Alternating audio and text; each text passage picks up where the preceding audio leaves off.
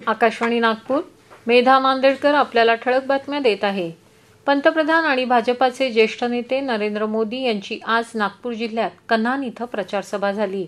आगामी 1000 वर्षांच्या भारताचा पाया रचण्यासाठी विकसित भारताच्या संकल्पासाठी या निवडणुकीत मतदान करा असं आवाहन पंतप्रधानांनी या सभेत केलं. आम्ही पुन्हा सत्तेत आलो तर देशाचं संविधान आणि लोकशाही संकटात येईल असे खोटे आरोप विरोधक करत आहेत. मात्र आतापर्यंत प्रत्येक निवडणुकीत विरोधकांनी हेच आरोप केल्याचा दावा पंतप्रधानांनी केला. आणीबाणीच्या काळात देशातली लोकशाही संकटात होती असं ते म्हणाले. मुख्यमंत्री एकनाथ शिंदे, केंद्रीय मंत्री नितीन गडकरी, उपमुख्यमंत्री देवेंद्र फडणवीस यांच्यासह विविध मान्यवर या सभेला उपस्थित होते. यावेळी बोलताना केंद्रीय मंत्री नितीन गडकरी आणि एकनाथ शिंदे यांनी सरकारच्या कामांची माहिती दिली आणि विरोधकांना लक्ष्य केलं. रामटेक लोकसभा मतदारसंघातून शिवसेनेचे राजू पारवे हे महायुतीचे उमेदवार आहेत. नागपूरमधून केंद्रीय मंत्री नितीन गडकरी लोकसभा निवडणूक लढवत आहे. महाविकास आघाडीतर्फे काँग्रेसचे श्यामकुमार बर्वे रामटेकमधले आणि विकास ठाकरे नागपूरचे उमेदवार आहेत. दरम्यान बहुजन समाज पार्टीच्या अध्यक्षा मायावती उत्तर नागपूरमधल्या इंदोरा इथं उद्या जाहीर सभा घेतील.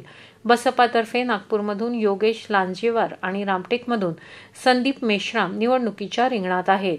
नागपूर आणि रामटेकसह विदर्भातल्या 5 लोकसभा मतदारसंघात येत्या 19 एप्रिल रोजी मतदान होणार आहे.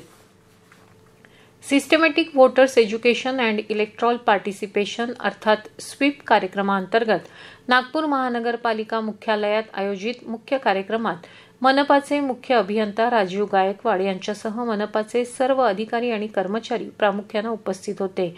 यावेळी सहाय्यक आयुक्त महेश धामेचा यांनी उपस्थितांना मतदान निश्चय शपथ देत सर्वप्रथम मतदारांनी आपल्या बूथची माहिती जाणून घ्यावी आणि इतरांना देखील मदत करावी असं आवाहन केलं.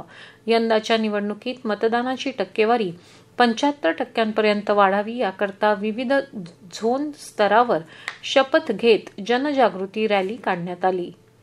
वर्धा येथील महात्मा गांधी आंतरराष्ट्रीय हिंदी विश्वविद्यालयातील टागोर सांस्कृतिक संकुलाची पाहणी करण्यासाठी भारत सरकारच्या संस्कृती मंत्रालयाच्या अधिकाऱ्यांचं आज आगमन झालं. याप्रसंगी कुलसचिव डॉक्टर धर्वेश कठेरिया यांनी त्यांचं स्वागत केलं.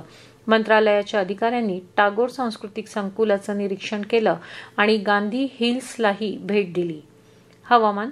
विदर्भातील बहुतांश जिल्ह्यात नागपूर, वर्धा, यवतमाळ, गोंदिया, अकोला, अमरावती, वाशिम आणि बुलढाणा इथं सर्वत्र आज वादळी पाऊस होण्याची शक्यता असल्यानं ऑरेंज अलर्ट जारी करण्यात आला आहे. या दरम्यान मेघगर्जनेसह गारपीट देखील होऊ शकते.